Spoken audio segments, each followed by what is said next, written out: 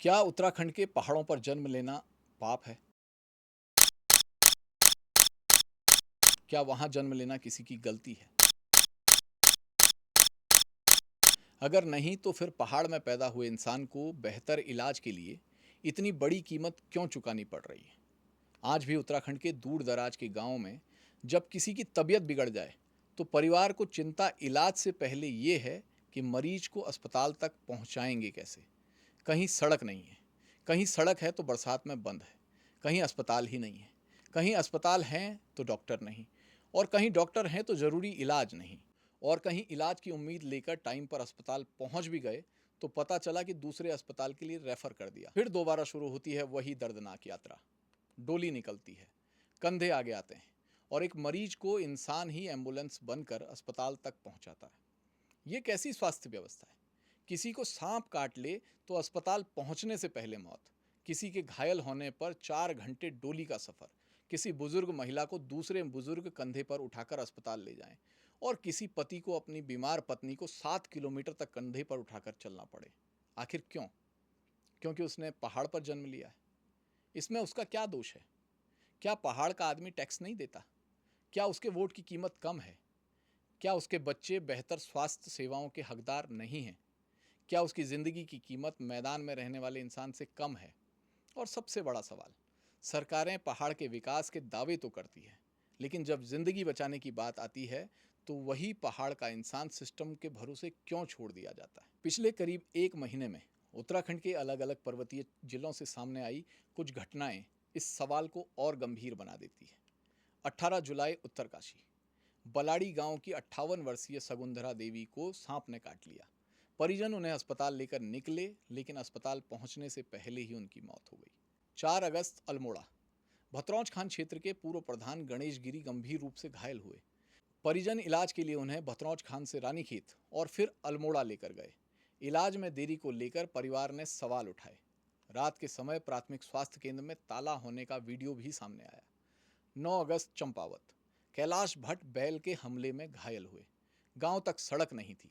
ग्रामीणों ने कुर्सी से डोली बनाई और करीब 4 घंटे तक पैदल चलकर उन्हें मुख्य सड़क तक पहुंचाया। उसी दिन पिथौरागढ़ में 72 वर्षीय प्रतिमा देवी की तबीयत बिगड़ी। उन्हें अस्पताल पहुंचाने के लिए 55 से 62 साल के उम्र के बुजुर्गों ने डोली उठाई। चमोली के देवाल ब्लॉक के एरठा गांव में प्रसूता को भी सड़क तक पहुंचने के लिए डोली का सहारा लेना पड़ा। 19 अगस्त पौड़ी, पल्ला कमलिया गांव में एक पति अपनी बीमार पत्नी को करीब 7 किलोमीटर तक कंधे पर उठाकर अस्पताल ले गया। इन घटनाओं को एक साथ रखिए, तस्वीर बहुत कुछ कहती है। एक तरफ हमने राज्य स्थापना का रजत जयंती उत्सव मनाया और दूसरी तरफ वो पहाड़ है जो आज भी मूलभूत सुविधाओं के लिए रो रहा है। पिथौरागढ़ का कनार गांव बताता है कि ये समस्या नई नहीं है। रिपोर्टों के अनुसार पिछले 6 वर्षों में समय पर अस्पताल नहीं पहुंच पाने से यहाँ 5 लोगों की मौत हो चुकी है। एक महिला के घायल होने के बाद ग्रामीण उन्हें डोली में करीब 15 किलोमीटर पैदल बरम तक लाए। करीब 4 घंटे लगे। इलाज में देरी हुई और उनकी मौत हो गई। ये घटना पुरानी है, लेकिन सवाल आज भी बना हुआ है। अगर कोई गांव सालों से ऐसी समस्या झेल रहा है तो फिर समाधान अभी तक क्यों नहीं पहुंचा? बरसात में पहाड़ की मुश्किलें और बढ़ जाती हैं, और अभी मानसून का मौसम है।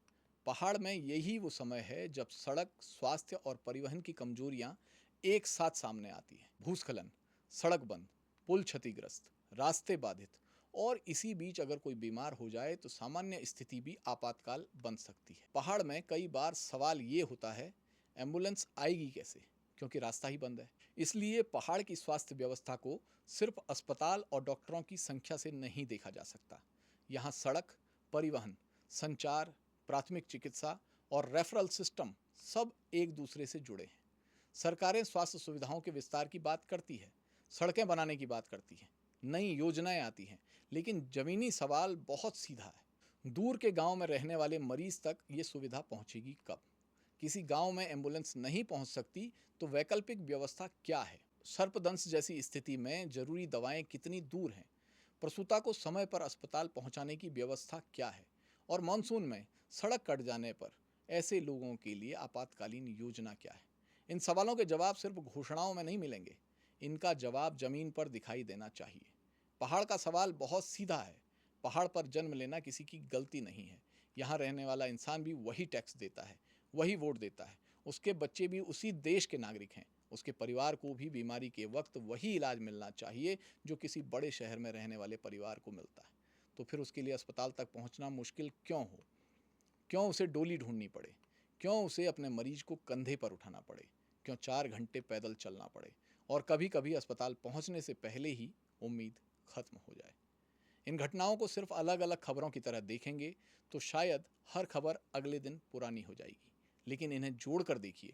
सर्पदंश का मरीज, घायल आदमी, डोली में 4 घंटे का सफ़र, बुजुर्गों के कंधे, प्रसूता की मजबूरी और 7 किलोमीटर तक पत्नी को उठाकर चलता पति। ये सिर्फ घटनाएं नहीं हैं, ये उस व्यवस्था के सामने खड़े सवाल हैं जिसे सबसे पहले संकट की घड़ी में काम करना चाहिए। क्योंकि विकास का मतलब सिर्फ सड़क का उद्घाटन करना नहीं है। विकास तब है जब सड़क बंद होने के बावजूद मरीज के लिए रास्ता खुला हो, अस्पताल दूर होने के बावजूद इलाज तक पहुंचने का इंतजाम हो, और किसी परिवार को अपने मरीज को कंधे पर उठाकर ना सोचना पड़े कि पता नहीं टाइम से अस्पताल पहुंच भी पाएंगे कि नहीं। आखिर पहाड़ पर जन्म लेना कोई अपराध तो नहीं है, तो फिर पहाड़ में पैदा हुए इंसान को अपने इलाज के लिए इतनी बड़ी कीमत क्यों चुकानी पड़े? ये सवाल पहाड़ का है और इसका जवाब सरकार और पूरे सिस्टम दोनों को देना होगा। आप इस बारे में क्या सोचते हैं? अपनी राय कमेंट्स के जरिए जरूर दीजिए। वीडियो को लाइक और शेयर कीजिए, चैनल को सब्सक्राइब करना ना भूलें। अगली वीडियो में फिर आपसे मुलाकात होगी, तब तक के लिए नमस्कार।